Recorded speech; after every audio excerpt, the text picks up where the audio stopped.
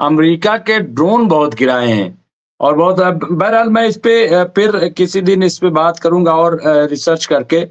फजील साहब, यूनुस चौधारा साहब ने खबर जो अपडेट की है वो ये है कि इजिप्ट ने अमेरिका को भी सुनाया, गाजा को हम अय्याशी का अड्डा बनने नहीं देंगे, गाजा को हम सब मिलकर फिर से बनाएंगे।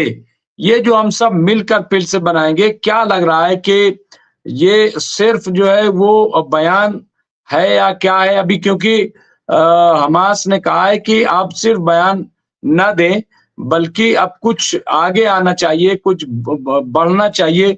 तो ये क्या है, इसको किस तरह से देखते हैं?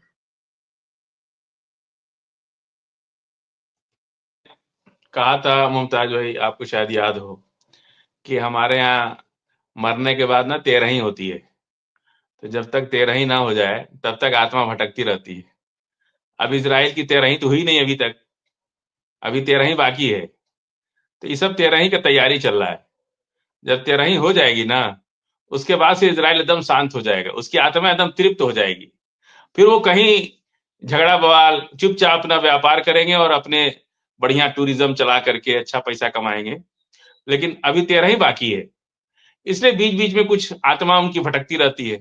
कभी अमेरिका की आत्मा आ जाती है उनके अंदर, कभी फ्रांस की आत्मा आ जाती है, कभी खुद की आत्मा हिलोरे मारने लगती है, अरे तुम क्या थे और क्या हो गए, कभी दुनिया तुमसे डरती थी, आज दुनिया तुम पर हंसती है। ये तो इकबाल की बात है ना, कभी दुनिया तुमसे डरती थी, आज दुनिया तुम पर हंसती है। इन दोनों शब्दों के बीच के बहुत बड़ी खाई है जो इंसान को बहुत बेचैन करती है। और तब बेचैन करती है जब उसका इकबाल खत्म हो जाता है। जब तक इकबाल बचा है, पैसा भले चला जाए, सारी चीज चली जाए, यदि आपका इकबाल बचा है, आप सुकून की जिंदगी जी सकते हो। लेकिन पैसा बचा है, सब कुछ बचा है, और आपका इकबाल चला गया, तो आपका सब कुछ चला गया, आपकी रात की नींद हराम हो जाती है, आपकी बेचैनी बढ़ जाती है।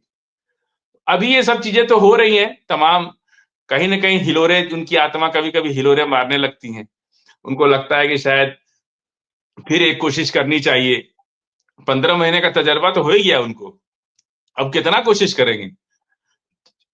तो अभी कोई हम इस पर ज्यादा कुछ नहीं कहना चाहते, इतना जरूर कहना चाहते हैं कि 13 तक का इंतजार कीजिए। अगर 13 तक का इंतजार नहीं किए तो जार्डन वाली पॉलिसी तो है ही है, फिर बाद में वो मरता क्या ना करता। हमास कौन सी अपनी जिंदगी जो है वो खूबसूरत बनाने पर लगा है, उसको कहाँ शौक है कि हम स्विमिंग पूल के किनारे बैठ के विस्की पिए, उसको कहाँ ये शौक है। उसको तो शहादत का शौक है, वो तो जन्नत वाला मकान बनाना चाहता है। उसको गजा में दारू थोड़े पीना बैठ करके, वो तो ट्रंप और नेतन्याहू का शौक है। तो ये फर्क है। एक तरफ ये लोग उसको स्वर्ग, दुनिया को स्वर्ग बना करके अपने लिए, बाकी पूरी दुनिया को नरक बना दो, अपने लिए स्वर्ग बना लो। और एक तरफ जिंदगी, लोग शहीद होने के लिए बेचैन है कि जल्दी हमको शहीद होना है। तो अभी हाँ ठीक है, दुनिया में डिप्लोमेसी पॉलिटिक्स भी एक बहुत अच्छी चीज होती है। किसी भी लड़ाई को लड़ते लड़ते मर गए, उससे कोई फायदा नहीं है। कुछ लड़े और कुछ करके मर गए तो उससे बहुत कुछ फायदा होता है। अभी हमास, हूती, ईरान, अब तो टर्की भी है, अरब भी है, ईरान भी है, रूस भी है, किंग जॉन भी है। हम किंग जॉन को कभी नहीं भूलते, क्योंकि उससे अच्छा दोस्त कोई नहीं है ईरान का। अब वो किंग जॉन साहब कहते हैं कि अमेरिका से तुम लोग मत लड़ो, वो हम लड़ेंगे, और हम सिर्फ एक ही मारेंगे, ज्यादा मारने की जरूरत भी नहीं। और अब तो रूस उनको ट्रेनिंग दे रहा है, ज्वाइंट जो है मिलिट्री ऑपरेशन कर रहे हैं, वो लोग एक दूसरे को सिखा रहे हैं। अब इससे अमेरिका की बहुत बेचैनी है। तो अभी जब तक 13 नहीं होती है मुमताज भाई, तब तक नेतन्याहू की आत्मा भटकती रहेगी। अभी एक बार 13 होनी है। अब वो 13 कितनी बड़ी होगी इस पर हम कुछ नहीं कह सकते, लेकिन 13 तो होगी। 13 हो जाएगी, उसके बाद सब शांत हो जाएगा। जी बिल्कुल, बिल्कुल। टाइम हो गया है और आज कैप्टन साहब से मैं माफ़ी भी माँगूँगा क्योंकि कैप्टन साहब आ गए थे और मैं 30 सेकंड लेट हो गया वो ओपन करने में। वो मैं मोबाइल में भूल गया था वो करने में। तो अब चूँकि रोज़ा का दिन है तो बड़ी अफ़रा-तफ़री भी थोड़ी-सी है। लेकिन सारा ज़हन इसी तरफ रहता है।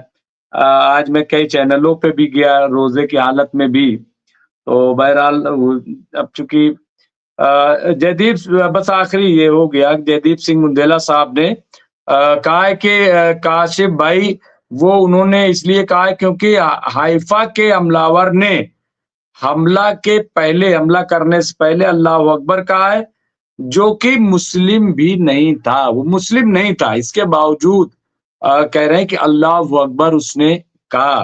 तो बहरहाल इस तरह की बातें आ रही हैं। सीरिया पर भी बहुत तगड़ा हमला कर रहा है इजराइल अभी, वहां पे टार्टस जो शहर है वहां पे हमले जारी हैं। तो इस तरह से बातें हैं।